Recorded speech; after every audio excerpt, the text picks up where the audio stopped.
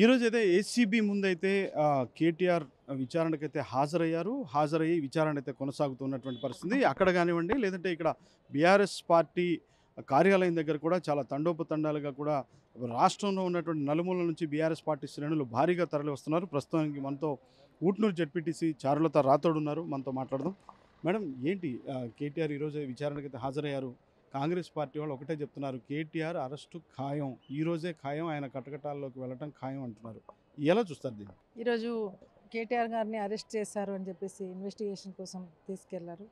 కానీ చాలా తప్పు. ఎందుకంటే ఈ రేస్ ఫార్ములా ఏదైతే ఉందో ఇది మన హైదరాబాద్ ఏదైతే ఉందో హైదరాబాద్ ఒక బ్రాండ్ ఇమేజ్ రావాలని, హైదరాబాద్కి మంచి ఇమేజ్ రావాలని చెప్పేసి మొత్తం నేషనల్లోనే ఎక్కడ కూడా తీసుకురాలేనంత కృషి చేసి ఒక కేటీఆర్ గారు మన హైదరాబాద్కి ఈ ఫార్ములా రేస్ని తీసుకురావడం చాలా అదృష్టం మన హైదరాబాద్కే. ఎందుకంటే హైదరాబాదు ఒక గొప్ప నగరము. ఈ గొప్ప నగరాన్ని ఒక బ్రాండ్ ఇమేజ్ తీసుకురావాలని చెప్పేసి కేటీఆర్ గారు కృషి చేశారు.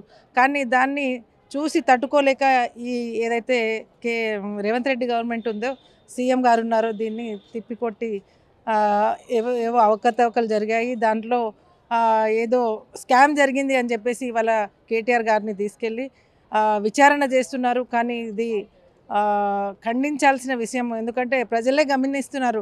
ఏదైతే వాళ్ళు ఇచ్చారో హామీలు, రేవంత్ రెడ్డి ప్రభుత్వం ఏదైతే హామీలు ఇచ్చారో అవి నెరవేర్చకుండా పబ్లిక్ యొక్క మైండ్ డైవర్ట్ చేసి ఇలాంటి కేసుల మీద లక్ష్యం పెడుతున్నాడు. కానీ ఆ ఇచ్చిన హామీలను నెరవేర్చడంలో విఫలమయ్యారు. ఎందుకంటే రైతు భరోసా అని చెప్పేసి 15,000 ఇస్తామన్న ప్రభుత్వం ఇవాళ 12,000 ఇస్తామని చెప్పేసి రైతులను మభ్యపెట్టి ఇవాళ ఓట్లు వేయించుకొని గెలిచిన తర్వాత అప్పుడేమో 15,000 ఇస్తా అన్నారు, ఇప్పుడేమో 12,000 ఇస్తా అన్నారు.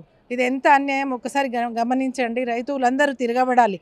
ఈ రేవంత్ రెడ్డి పైనే మనం కేసు పెట్టాలి, ప్రజలం కేసు పెట్టాలి, మీరు రైతులు కేసు పెట్టాలి. ఇవాళ కేటీఆర్ మీదనో హరీష్ రావు మీదనో కవిత మీదనో కేసులు పెట్టి ప్రజల మైండ్ అంతా డైవర్ట్ చేసి ఈ విషయాన్ని తప్పుదోవ పట్టిస్తున్నారు. కాబట్టి ప్రజలందరూ గమనించాలి. రేపు రాబోయే కాలంలో విచారణలోనే తేలిపోతుంది. ఒకవేళ తప్పులు జరిగి ఉంటే తప్పనిసరిగా శిక్ష పడుతుంది. కానీ అలాంటిది ఏమీ లేదని చెప్పేసి మేము బీఆర్ఎస్ పార్టీ తరఫున, బీఆర్ఎస్ పార్టీ నుంచి నేను ఉట్నూరు జెడ్పీటీసీగా మాట్లాడుతున్నాను.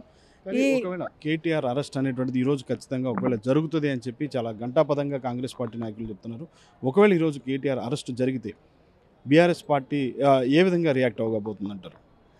కేటీఆర్ అరెస్ట్ ఇది వాళ్లకు ఏదైతే బీఆర్ఎస్ పార్టీ వాళ్లకు కొత్త విషయం అనేది కాదు. ఎందుకంటే ఉద్యమం కంటే చాలా చిన్నది అని చెప్పేసి మాకు నిన్న కేటీఆర్ గారు అందరికీ దిశానిర్దేశం చేశారు. ఎందుకంటే ఇంతకంటే మంచి మంచి ఏదైతే ఉద్యమాలు చేశారు పెద్ద పెద్ద కేసులలో వాళ్ళు వెళ్ళి వచ్చిన వాళ్ళకేమి కేసు చాలా చిన్న కేసు ఇది, అయినా వాళ్ళకి ఏం ఫరక్ పడదు. కాబట్టి మేము బీఆర్ఎస్ పార్టీ వాళ్ళం అందరం గట్టిగానే ఉన్నాం. కార్యకర్తలు కూడా అందరూ గట్టిగా ఉండాలి.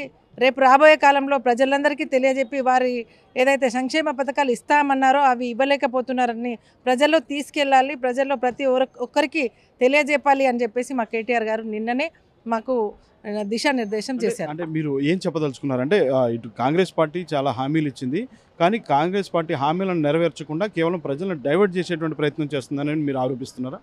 అవునండి, తప్పకుండా. ఎందుకంటే ఏ ఒక్క హామీ 6 గ్యారంటీలు అన్నారు. 6 గ్యారంటీలో 420 హామీలు ఉన్నాయి. దాంట్లో ఒక్క మహిళ మహాలక్ష్మి అని చెప్పేసి 2,500 ఇస్తామన్నారు.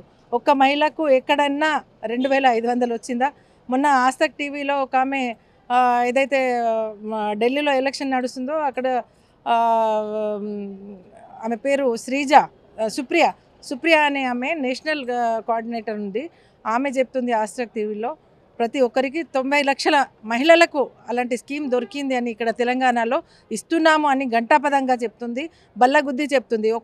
తెలంగాణలో వచ్చి ఒక లేడీస్ నన్ను అడిగండి, ఎవరికన్నా 2,500 మహాలక్ష్మి కింద వచ్చినాయా అని చెప్పేసి ఇలాంటి తప్పుడు ప్రచారాలు చెప్పి ఇలాంటి తప్పుడు వాగ్దానాలు చేసి గెలిచి వచ్చిన ఈ కాంగ్రెస్ పార్టీని తిప్పికొట్టడం మన తెలంగాణ ప్రభుత్వము, తెలంగాణ ప్రజలు ఇవాళ చూడాలి. ఎందుకంటే రాబోయే కాలంలో ఇది తప్పనిసరిగా దీనిని ఖండించాల్సిన విషయం. కానీ కేటీఆర్ అరెస్టు జరిగితే నిజంగా బీఆర్ఎస్ పార్టీ శ్రేణులు కానివ్వండి, నాయకులు కానివ్వండి డీలా పడిపోతారా, భయపడతారా? లేదండి, అస్సలు డీలా పడిపోము. ఎందుకంటే ప్రతి ఒక్క నాయకుడు, ప్రతి ఒక్క కార్యకర్త ఇవాళ గట్టిగా బలంగా ఉన్నారు. ఎందుకంటే రాబోయే కాలంలో మా కేసీఆర్ గారే సీఎం గారు అవుతారు. మళ్ళీ మాకు ఇదే ప్రభుత్వం వస్తుంది. మాకు ఎలాంటి భయము కానీ ఎలాంటి బాధ కానీ లేదు. ఎందుకంటే ప్రతి ఒక్కరు ఇవాళ ప్రతి ఒక్కరు ఒక కేసీఆర్ లాగా మారి అందరము పోరాడతాం, తిరగబడతాం, వాళ్ళను బుద్ధి చెప్తామని చెప్తున్నాం. మొత్తంగా చూసినట్లయితే మాత్రం ఖచ్చితంగా కేటీఆర్ ఏ విధమైనటువంటి తప్పు చేయలేదు. కాంగ్రెస్ పార్టీ ఇచ్చిన హామీలు నెరవేర్చకుండా కేవలం ప్రజల దృష్టిని మరల్చేటువంటి ప్రయత్నం చేస్తుంది. కానీ కేటీఆర్ కడిగిన ముత్యంలో బయటకు వస్తారు.